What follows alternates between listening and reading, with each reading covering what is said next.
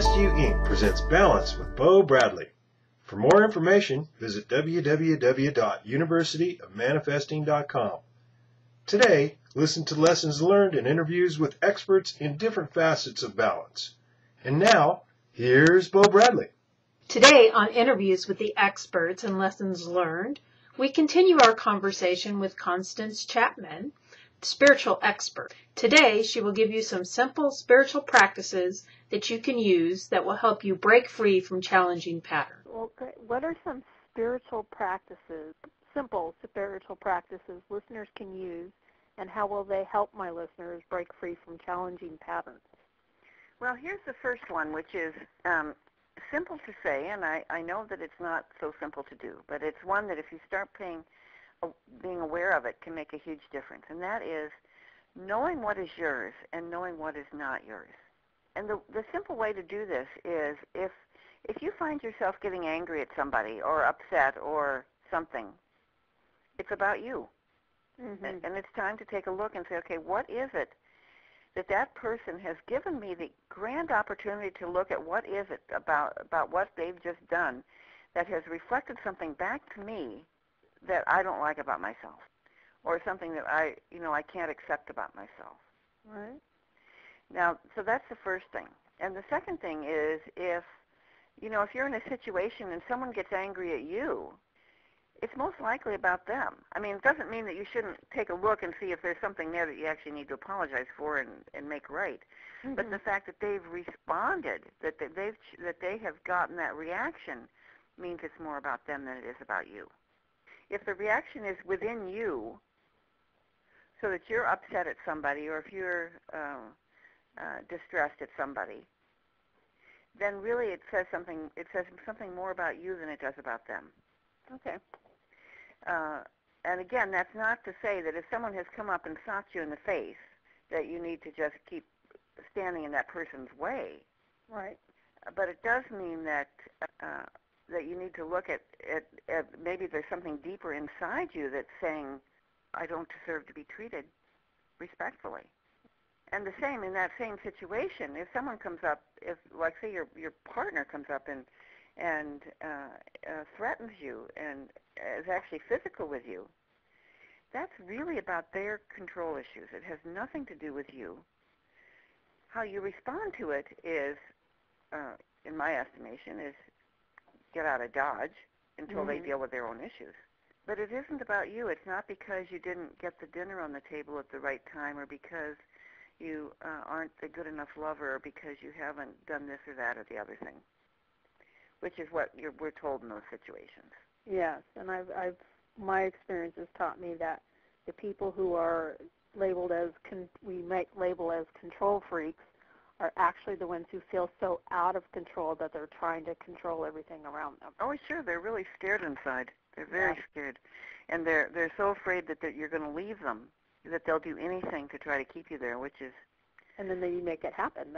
Absolutely, they make it happen, and that comes back to that whole thing that if inside you don't feel like you're worth it, then you're going to create the situation that's going to say to you, see, you're not worth it. I told you so. Yeah, they get to be right. That's right. Because the second one is very simple and very effective, and that's to meditate. Oh, yes. And a lot of people go, I don't have time, I don't know how to do it. Well, I want to tell your listeners a very simple kind of meditation, and they can be done 5 minutes a day. If that's all you've got, just do it for 5 minutes. You can even stop in the middle of the day and do it for 1 minute, and it makes a huge difference. So whatever name you put to that source, that greater source. So I'm just going to, I'll say spirit, but you may use a different word. So on the in-breath, you say to yourself, spirit is. And on the out-breath, you say, I am. And even 3 breaths doing that will center you and calm you and get you back into balance. And it also, after you do it for a while, you'll start to get a much better connection with and start to understand that bigger source is not outside you. So that's the second spiritual practice, and that one is very, very simple. Getting grounded and centered is key and balance. Yeah. I have a whole chapter about that in my book. Yes. What are the mistakes that women make and could avoid when they're first getting to know someone? Well, again, I want to go back. The biggest mistake is that we get caught up in the emotions. And so we don't listen to that inner voice. So, when you first meet someone and that adrenaline rush, those hormones, they feel totally wonderful, and they cloud our mind. So we often don't think as clearly as we'd like to. Sure.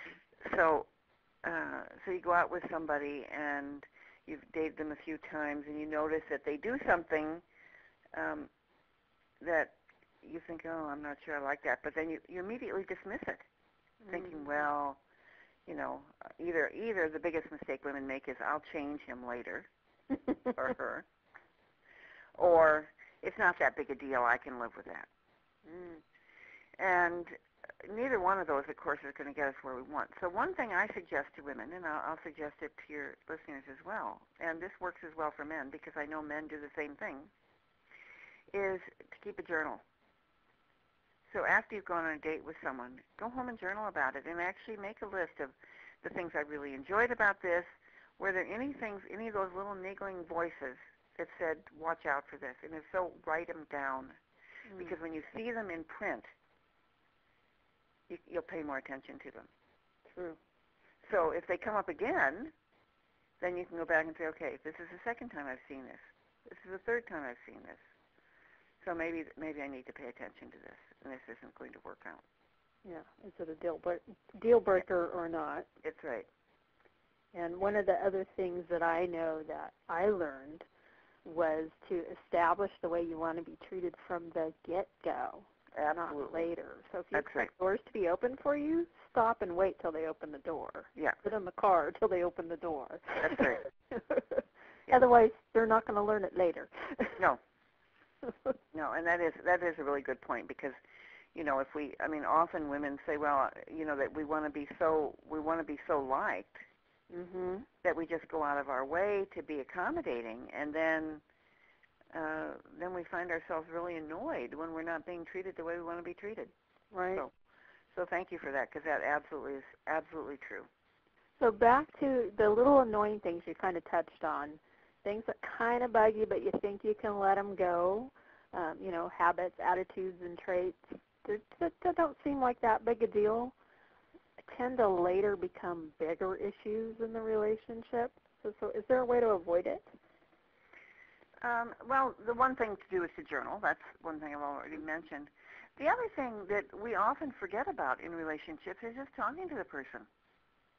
If you want a relationship that's open and honest, then from the very beginning, be open and honest. And it has to go both ways. So that if you want to say to someone, I really, really like you, and did you know that you eat with your mouth open all the time? They may not know it. And if they get defensive, if they can't hear that, or if they say, oh, all the women always tell me that, and I'm never going to change that, that tells you something right there. Mm-hmm. And if they say, oh, you know what, I just had dental surgery done, and I don't do this all the time, you got another piece of information, right? And if they say, no, I didn't know that, and I often wondered why women looked at me when I went on dinner with them. And thank you for telling me that. Then that tells you a whole lot about the character of that person you're with. Yes. And you have to be willing to have them come back and say something to you. True. And not take it personally, so that, because sometimes not everyone knows how to say things in a way that is non-reactive. So, if I was going to say something to somebody, I would always start it by telling them something I like about them. Okay? Because people are much more open to hearing something if they're already feeling like they're being seen. Mm-hmm. Because that's really what we want in a relationship, is we want to be seen. What's important is to separate out the way the message comes from what's being said. And so remember, in that it's just information. It's not. Yeah, it may just be information. So again, it's a time to really be curious. and to say, well, no, I didn't understand. Can you tell me more about that? Or, make it an inquiry. Mhm. And then you're going to find out more and more about that person and the depth of that person, because that's what you want to find out. But if you get defensive and go, well, no one's ever going to talk to me like that again, or I'm out of here, then you've lost an opportunity to really find something out pretty important. Comes from that being centered. So if you're centered in yourself, and if you're centered spiritually, then you're much less likely to be reactive. So that might even be a time if someone says something like that to you and you feel yourself getting tense inside, that may be a time to just take a deep breath and do a couple of that spirit is, I am breath silently to yourself before you respond. So that's it. So you can respond rather than react. That's absolutely. Yeah. This concludes part 2 of our interview with Constance Chapman, Spiritual Expert. Tune in next week where Constance will give you some new possibilities to consider. This has been Balance with Bo Bradley, presented by Manifest You, Inc. For more information, visit www.universityofmanifesting.com. Tune in Friday when Bo answers your questions about balance.